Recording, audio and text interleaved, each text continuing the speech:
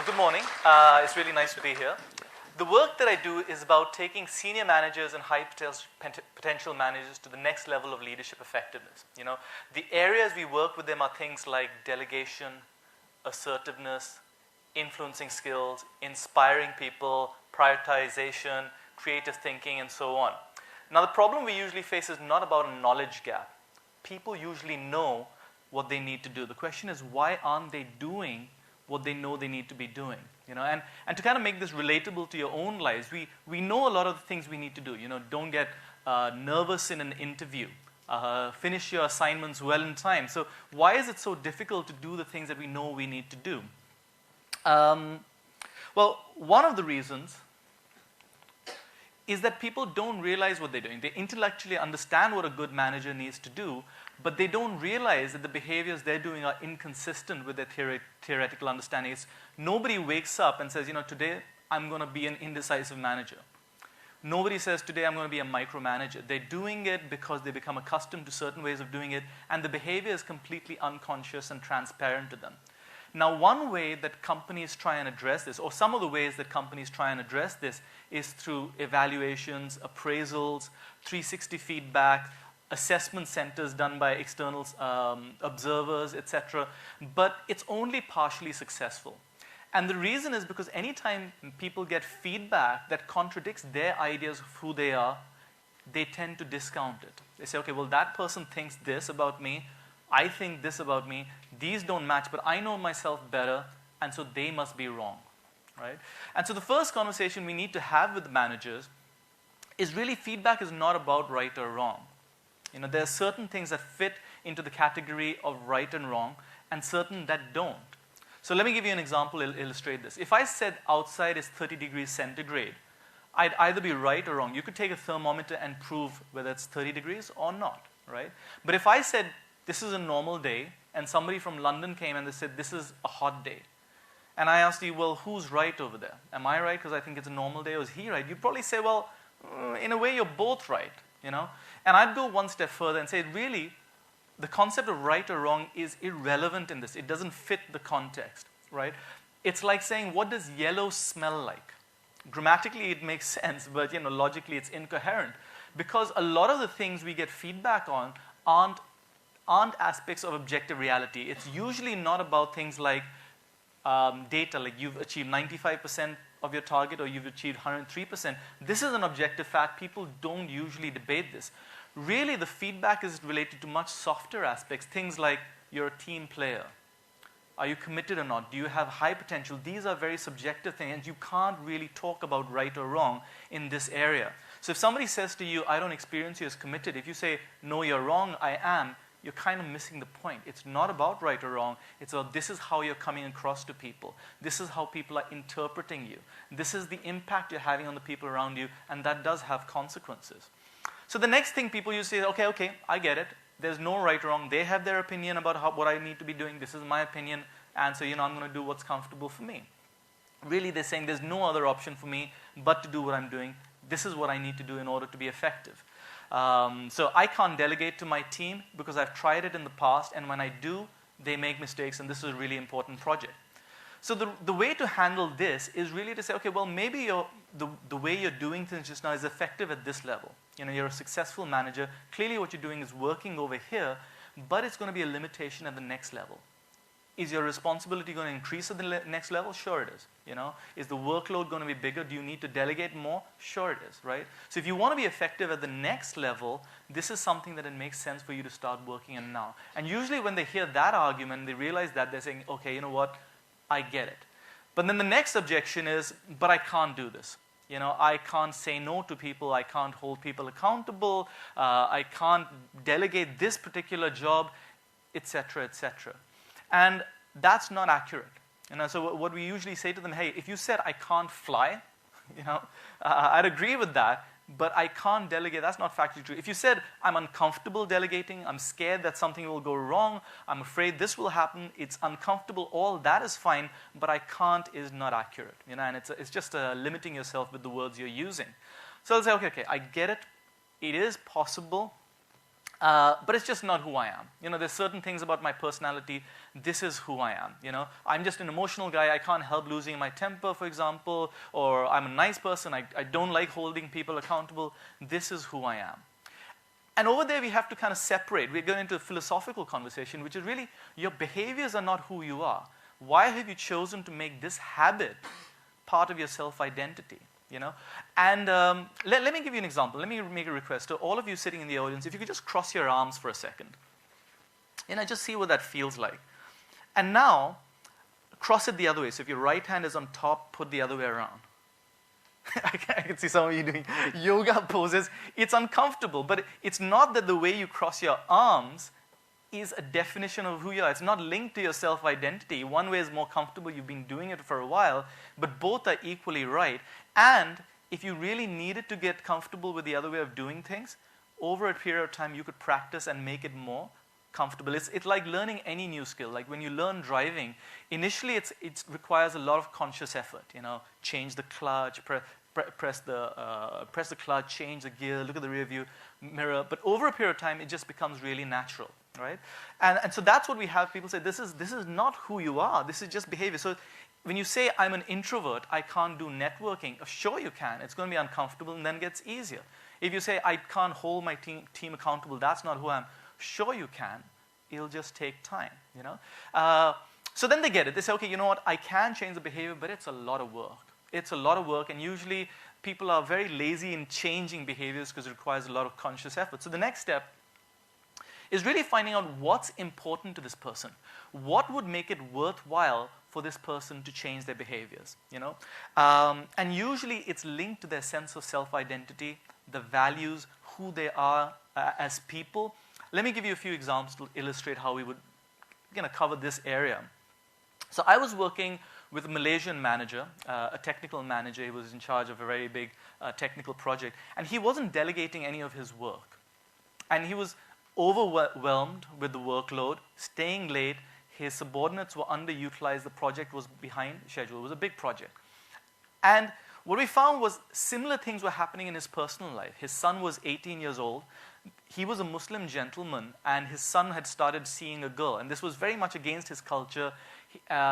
He kept on criticizing his son for this behavior and was creating a distance where the son wasn't speaking to the father. And when we sat down and talked about it, he realized that the message he was sending to his son was that you're not a man. You can't make your own decisions. I'm going to make the decisions for you. And the same message he was sending to his team, that you're not competent. I need to make these decisions. And the question was, is this who you want to be? You know, the fear of making a mistake and looking bad to your manager, has that become so important to you that you're willing to compromise your son's growth, his autonomy, and your team's development, professional development? Is this who you want to be? And as he heard this, and as he thought about this, he said, you know what, that's right. And he called his son's girlfriend over, had dinner with the family, and says, you know what, you're a man, my son, I respect you. And with his team, he said, I'd like to take you guys to the next level. So you've got to link it to something that's really important to the person. Another example is a fairly senior Indian leader that I worked with, and very good at his job, but prone to outbursts, emotional outbursts, shouting at his team, screaming, etc. And he'd had 2 heart attacks. You know, his behavior, he'd had 2 heart attacks. He had a pacemaker in his heart, and his basic thing was, this is just who I am. I can't change this. This is like, I've been doing this for so many years. I can't change this behavior. And again, the question was, what is really important to you? What do you really enjoy in life? And he said, the most important, meaningful thing to me is my 3-year-old granddaughter, watching her play. And the question we asked him was, do you want to see her get married? You know, because the way you're going 20 years from now, we're not really sure you're going to make it with these kind of heart attacks and this behavior. And he thought about that and he got it. And he said, I've got to change. I've got to change. This is not working. You know, I've become like a volcano, and once in a while I erupt, and the lava flows down and burns all the people who are close to me, and they forgive me. But I notice every time they build their villages a little further away from the volcano, and I'm becoming isolated, and I'm going to change this behavior. So emotional arousal is all about linking the behaviors that they're working on to what is really important to them, what is meaningful to them. And when they do that, and they experience a cognitive dissonance, when they see some of the behaviors are inconsistent with their values and priorities, it creates an emotion.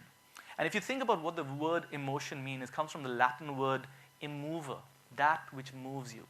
Emotion, that which puts you in emotion. If you just have this conversation at an intellectual level, it doesn't generate the fuel required to change deeply ingrained behaviors. So then you have a choice.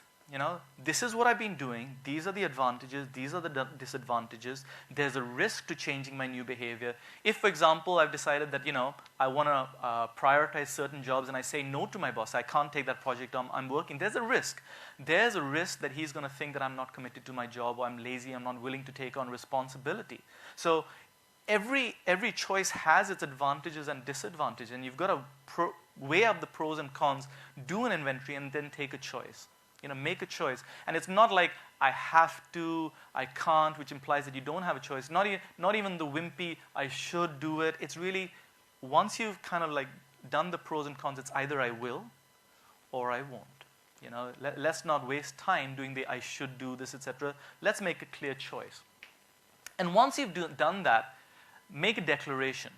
Not just to yourself. So, there are websites where you can send yourself an email, say, okay, 3 months from now, send me an email saying, have you done this? I'm going to make a declaration to myself. It's a really important step, because over here you're stopping reacting to the world and you're proactively creating the direction. You're creating what you really want to do. But not just make a declaration to yourself, but make declarations to other people. Tell people, this is what I plan to do. This is what I'm going to be doing differently. If you see me not doing this, please let me know. Now, over here, some managers get resistant, say, oh man, if I tell my subordinates that I'm, going to start delegating or give them more space, they'll keep holding me accountable. And I say, well, that's kind of the point. That's kind of the point. Why would you not do that and leave yourself that open back door that you can sneak out? Let people know, if you're going to fail, okay, you know what, we'll start again. We'll make this work. And if you're afraid that people will kind of like bring you down, or as soon as you make a mistake, they'll say, haha, you said you would do this and you're not doing that. Well, ask them for help. Say, I need your help on this. I know that my behavior in the past has led to the conclusion that I'm not going to do it, but this is important to me. I need your help. If you see me slipping back into the ways of behavior that I've committed to changing, please let me know, right? Declaration is very powerful, right? But the next stage is planning. People jump into action without adequately thinking of all the different obstacles they could face, and they usually end up failing and falling back and saying, I've tried it, it doesn't work. So planning means more granularity. It's like, which things am I going to delegate, for example? Who am I going to delegate it to? How do I need to communicate such that the probability of this successfully happening raises? What is the development work I need to do? How frequently do I need to speak to them? What are the excuses I'm going to use to justify not doing this? In what situations am I likely to, in pressure, fall back? Who are the people who can help me? Is it my boss? Can I speak to him once every 2 weeks and say, boss, could you give me feedback? What are the systems and process I can use? So is it a daily alarm? Maybe once every day an alarm goes off and for 1 minute I stop and just reflect, am I doing the things that I'm committed to doing? A full planning. It's really important to say, what sort of situations can I slip in and what do I need to do? And then there's the next stage, which is practice. A lot of these habits have been generated over 20, 30, 40, even 50 years for people. And it's not possible to change it overnight. Even if you know intellectually what you need to do, when you actually go to your boss and say, boss, I'm not going to take that project on, you may know I'm a high performer, I'm doing it, this is impossible for me to do, but in your body you'll feel a little sense of discomfort. And so the practice period is about over 3 months. I'll keep practicing this. And how we supplement this from an external consultant point of view is maybe we'll have coaching calls once every 2 weeks with an external coach, talk about what's working, what's not working, what you're learning, what you're going to do in the next step. Let's review what happened in the previous 2 weeks so you keep on working. Now, in addition to that, you can also supplement this journey by reading appropriate literature. If it's something like assertiveness, well, get a book on assertiveness. Watch a movie if you want to inspire a team. Go watch Chuck Day. Watch other movies, which makes the thing top of mind. Find role models. Speak to people who are good at the action that you're trying to develop. And, interview them. Ask them how they go about it. Make a schedule about who you're going to speak to when. It's almost like a project management. Don't leave it to chance. Now, the next stage, what happens by the end of the practice stage, is the behaviors, instead of uncomfortable, become more comfortable, more natural. This is about 3 months. Maintenance is over a longer period of time, so maybe 1 year, 2 years. And really what this is about is, in maintenance, under pressure, you might slip back. And so this is about really being able to bring out these behaviors even under pressure. But it doesn't require as frequent a follow-up. So maybe a quarterly newsletter, writing a blog once every 2 weeks, talking about my learnings, these sort of things to make it sustainable. If you're a real introvert and you need to network, it's going to take you a year, 2 years to become really comfortable and good at this behavior. And the final step is completion, which is once everything is done, you get promoted and you move to the next level. Now, the reason all this is important is because life in a certain way is a journey of self-discovery and learning, and the depth of the learning determines your quality of life. But learning doesn't happen in a moment. It's not an insight, it's not a decision, it's not a takeaway. In fact, it's more like a project. It's more like a process. It's more like a journey. And so the recommendation I have for you for the rest of the day is if you see something interesting, maybe there's a talk on mind mapping, don't just go, okay, I understand that, because understanding is the booby prize, right? It's actually implementing and say, okay, how am I going to apply this? Treat it as a project management thing. How am I really going to ingrain and implement this in my life? And the final perspective I just want to leave you with is that TED and TEDx is about ideas worth spreading. But those ideas are only worth spreading if you actually go and implement them. Thank you very much. It's been a pleasure speaking to you.